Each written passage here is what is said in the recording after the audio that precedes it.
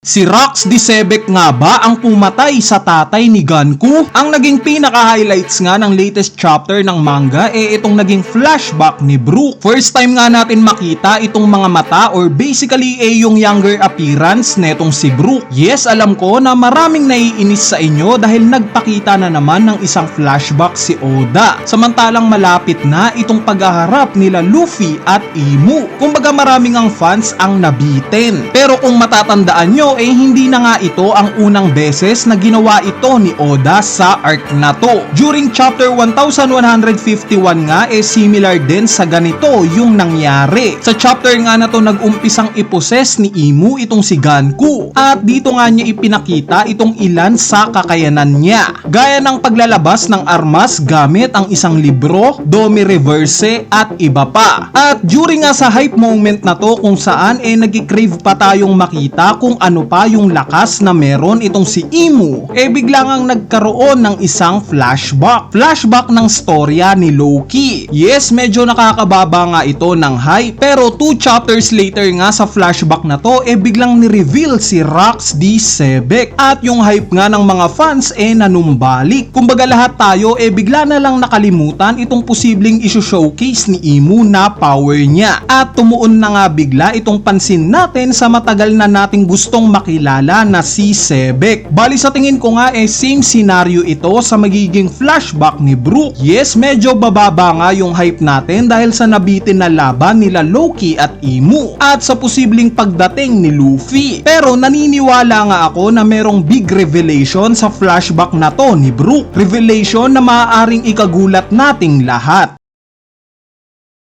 Bali nalaman nga natin sa flashback na to ni Brook na nagmula siya sa Esperia Kingdom. Sinasabi nga na itong kingdom daw na to country ng mga instrument makers or sa Tagalog lugar kung saan nagmula yung mga gumagawa ng mga instrumentong pantugtog. Heavily implied nga yan sa design ng kingdom na to. Since nakita nga natin na itong mismong kastilyo ng Esperia merong harp instrument na design. Makikita nga rin natin itong lyre instrument sa background nila Brook at Ganku habang naglalakad sila. Meron ding similar sa nota na design itong garden nila. At syempre ang pinaka-obvious evidence itong opera house na siyang in-emphasize sa flashback na to. Ngayon dito nga magkiklik sa atin yung pangyayari in chapter 1144. Specifically itong pakikinig ni Ganku ng music. It turns out na kahit under control na siya ni Imu at hindi na siya si Princess Shuri, hindi pa nga rin nawawala sa pagkatao niya yung pagkahilig niya sa musika. Hindi ito nawala dahil sa ito yung kinalakihan niya. Speaking of Ganku, kung matatandaan nyo in chapter 1149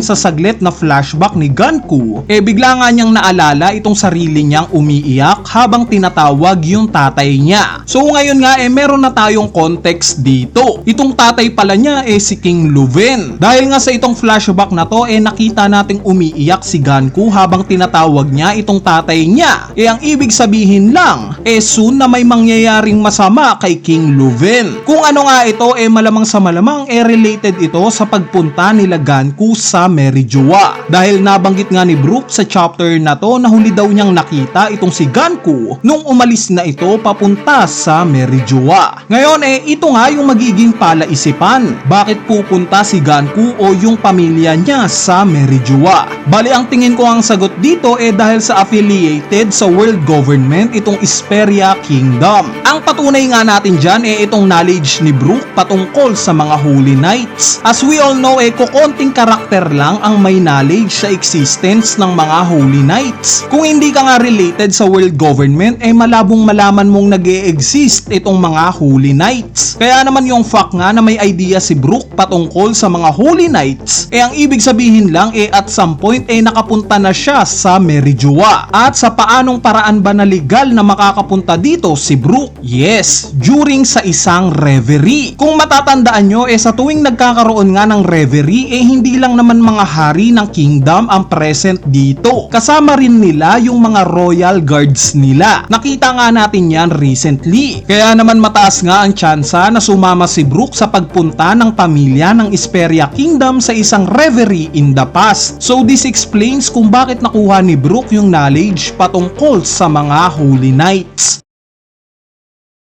Ngayon ang magiging tanong bakit naman nabanggit ni Brook na dito sa Merijoa niya huling nakita itong si Ganku? Bali ang suspetsa ko nga dito may kinalaman itong insidente na to kay Rax D. Sebek. Sa mga hindi nakakaalam 52 years ago nga sumali ng Rumbar Pirates itong si Brook. Meaning before sa taon na to naninilbihan pa siya bilang Royal Guard ng Esperia Kingdom. At ano bang big event ang nangyari 4 years ago bago sumali si Brook sa Rumbar Pirates? Or anong nangyari 56 years ago? Diba ito yung taon kung kailan sinugod ni Sebek itong Merijoa? Dito nga siya ng gulo sa Merijoa. Pumatay siya ng isang admiral, kumidnap ng 5 hari at dito niya nakilala si King Harald. Yes, ang hinala ko nga sa 5 hari na kinidnap at possibly na pinatay ni Sebek isa dito si King Leuven. Napatay siya ni Sebek at yes, itong pag-iyak na nakita natin kay Ganku ito yung luha ng pag-alala niya sa tatay niya. Kung iisipin nyo mag-fit nga ito. Since itong appearance nga ni Ganku sa mini flashback na to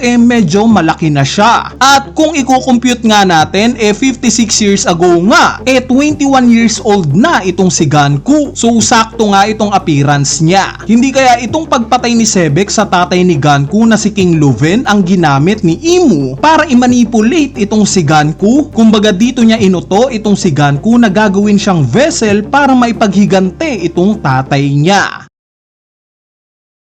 Sa part naman ng nasaksihan nating eagerness ng mga Giants, mailigtas lang itong mga anak nila nakakabilib nga ito. Wala nga silang pake kahit mamatay sila, mailigtas lang itong mga bata. Inopen up nga ni Chopper yung pag-aalala niya sa grupo nila Ripley. Since alam naman natin kung gaano kagrabing damage yung natamo ng mga ito recently lang dahil kay Summers. So may point nga itong si Chopper na baka lumala pa itong mga sugat ng mga Giants na to. Pero wag nga kayong mag-alala dahil nga sa nakita nating malapit na si Sanji sa lokasyon ni Zaza i-expect nga natin itong nalalapit na laban nila Sanji at Gillingham. Panigurado hindi hahayaan ni Sanji na mapahamak itong mga bata na to, lalo na't nakita natin yung gigil niya nung tinont siya netong si Gillingham. Anyway, ayan na nga yung maikling analysis video natin para sa latest chapter ng manga na chapter 1183. Bali ano bang thoughts nyo sa idea na posibleng si Sebek mismo ang pumatay sa tatay ni Ganku? Kung may idea nga kayo wag na kayong mahiyang i-comment yan sa ating comment section sa ibaba para mapag-usapan natin yan. Kung sakaling na-enjoy mo naman itong topic natin sa araw na to pindutin mo na nga yung like button dahil napakalaking tulong na nga niyang like mo para sa ating channel. Idamay mo na rin yung subscribe button para sa mas marami pang video tulad neto.